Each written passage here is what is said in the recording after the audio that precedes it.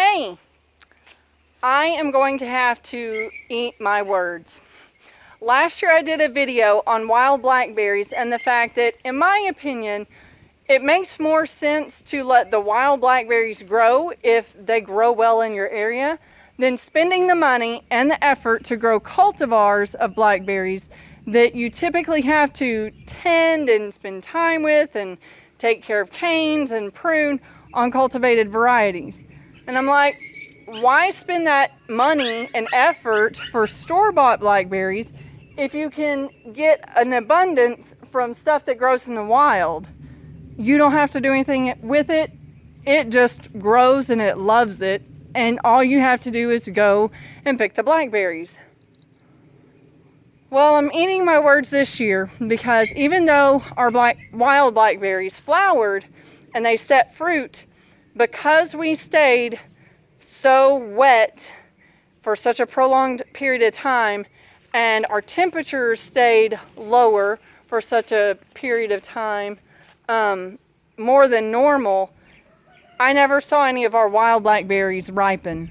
They stayed green and then all of a sudden they disappeared. So I don't know if the birds got them or if the berries just dropped because the conditions just were not conducive for them to ripen up. But I was very bummed because I was looking forward to having blackberry wash day cobbler and blackberries in our milk kefir and blackberries to freeze to get us through the year until next blackberry season. So I'd pretty much given up on blackberries because it just did not work with the wild blackberries anywhere on the property. And as you can see, our yard is mowed. The most it's been mowed in probably a year or more. We had a neighbor that mowed the front pasture with his tractor, but we got a zero turn and it got delivered this week. So I've spent the past couple days rescuing our yard so now we can see where we're going in the yard. Safer for the kiddos because it means that we can see snakes before they come up. It's better for the chickens because they can get through areas better and be able to eat the bugs that they find.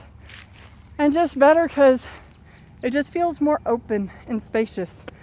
It's just been hard trying to keep up with it with only a push mower. Well, 2 push mowers actually. But when one of us has to watch the kids and the other one's doing push mowing, it's hard to get very far very fast. And that's why usually we'd have patches. Anyway, back on track. So when I was mowing, I found our cultivars. We have 3 that have made it, and they are looking strong. There's one there, one here, and one right here. And guess what? They have blackberries! So I guess because these are a variety that blooms and produces later than the wild blackberries here, we actually got to chow down on some blackberries. I got a few. Gwenny got one. Malachi got the rest. Minus the one that we saved for Justin. So Justin will get his when he gets home tonight. But I was super excited because I was, resigned to the fact that I wasn't going to get any fresh blackberries this year. So, I will happily eat my words. Cultivars are worth it if they bloom at a different time than your wild blackberries do. Because you never know what the weather conditions are going to be. And so it's nice to have that variety so that you're not stuck without blackberries if it was rainy and cold for too long in the early spring. Well, y'all have a blessed day. Food for thought. Now, I wouldn't spend a lot of money on cultivars, but a little bit. God bless. Talk to y'all next time.